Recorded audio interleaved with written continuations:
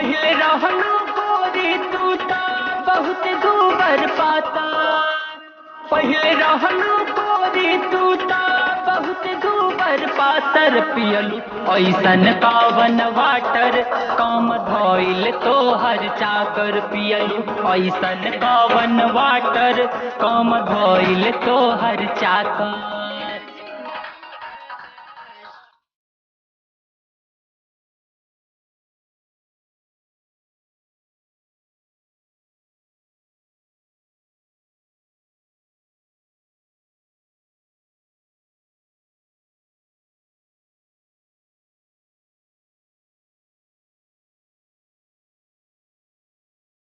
कुछ दिन पहले हल्की रहलू अब ता भैलू भारी हो।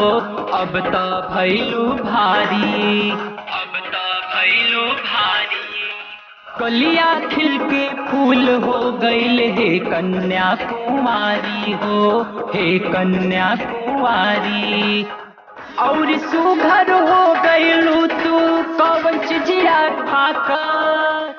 और सुघर हो गईलू तू कवन चिजिया खाकर पियलू ऐसन कावन वाटर काम धोइल तोहर चाकर पियलू ऐसन कावन वाटर काम धोइल तोहर चाकर।